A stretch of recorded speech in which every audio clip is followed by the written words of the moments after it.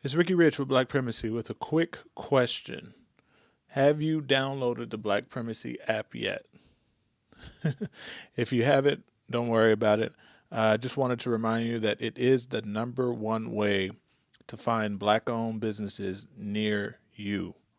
Whether you're looking for food, fashion, or services, we've got you covered on this app. So download it now and start supporting Black-owned businesses in your area today. All right? Link in the description.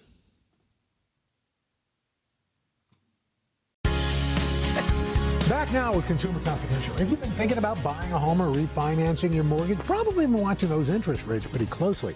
Well, we've got Chief Consumer Investigative Correspondent Vicki Nguyen here to help us break down what sellers and buyers need to know. Vic, good morning. Good morning. I've been watching those rates too. Okay, so what's the latest? Okay, so it's been a bit of a roller coaster, Al, but just last month, mortgage rates for a 30-year fixed hit a 3-year low. They're currently ticked back up, sitting at 6.38% on average for a 30-year fixed, which is good news for people because we've been wanting to see them come down and down. Lots of factors really do affect the rates, right? The economic outlook, that's a little hazy now with the government shutdown. It's harder to know what the inflation report says, what the jobs report says, because we're not getting those numbers. The Federal Reserve meets, they discuss, and they also take a look at what's happening around the world. Something I found really interesting.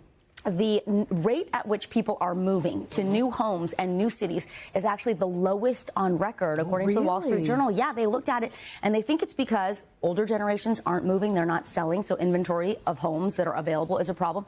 Also, companies aren't hiring as many entry-level positions, so those college grads, those people who are looking for a new job, a new start somewhere, aren't moving the way they used to. That is fascinating. So then what are we expecting to happen with mortgage rates moving forward? So, Chanel, the Fed is going to meet again at the end of this month, October 28th and 29th. Word on the street, the financial streets, is they are expected to cut the rate 1, perhaps 2 times by the end of the year. So that's good news, because when they cut that rate, then the mortgage rates follow. But here's the pro tip, which is really interesting.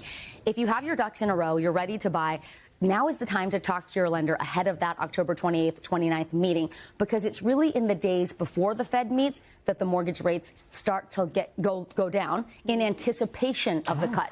Then they announce the cut, and then the rates sort of start ticking back up again. So you don't want to be late to the game on that. And here's the thing. If you're not quite ready yet, maybe you don't have enough saved yet, well, Fannie Mae has its economic outlook, and they are saying they think rates will stay right around 6.4% by the end of this year, and then lower by 5.9% by the end of next year. So you still have time. It doesn't look like anyone is forecasting rates to go up in the next couple of years. So you can wait a little bit, but what are some tips to kind of just find that right home? Like, should you hold off another year, or what do you recommend? I think the key, Dylan, is to take a look at your financial picture. How much do you have saved up? What have you budgeted?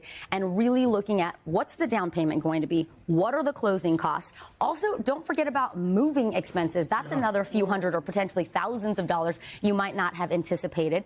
And there are a lot of great tools to help you do this. You don't have to just kind of sit down with a pen and paper and try to do the math yourself. We actually have something called the NBC News Home Buyer Index. Very cool. Just Google it. We've been working on it for a couple of years. It looks at a variety of factors, including affordability, scarcity. So you can actually enter the county in which you are hoping to buy. The closer you are to 100, the more difficult it is to buy in that county. But Travis County, Texas, for example, 49.5. So, you know, you might be deciding between a couple of counties, and that affordability index, the home buyer index, could make the difference for you. Something else to look at, Zillow, we know their Zestimates, right? They tell you what the market value of a home should be. They also have something called a buyability tool. You put in the purchase price of the house, how much you can put down, what the current interest rate is, and insurance. It'll tell you exactly what you can expect to spend per month. Compare that to your income. See if the numbers, if the maths for you. There's some great tools out there. Regardless of what happens with the mortgage rates, whatever the Fed does, there are still some other things that people can do. How can they ensure that they're getting the best terms on a home loan outside the interest rates? Yes, Craig. I always say focus on what you can control, right? And that is your financial picture, your financial profile. That means paying down debt paying off credit cards, and paying attention to your credit score, because the best mortgage rates go to people who have the best credit score. So everything you can do to improve that will help you. Also, have you heard of down payment assistance programs? So we have a story coming up on the 8 o'clock, but I really want people to check out downpaymentresource.com.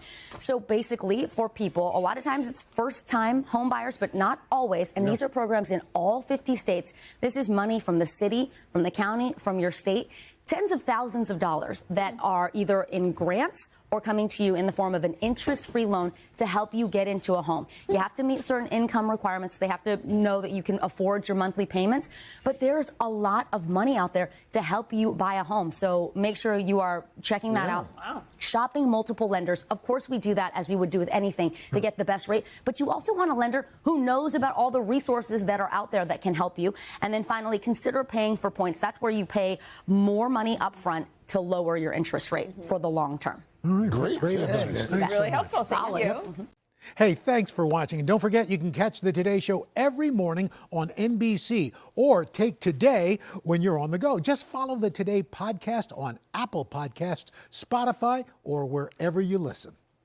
All right, I hope you enjoyed the video. Please check out the other content that we have on this channel. But before you go, I wanted to remind you again not to forget to check out the Black Primacy app. It is the best way to connect with Black-owned businesses near you. They need your support. We need your support. Link in the description.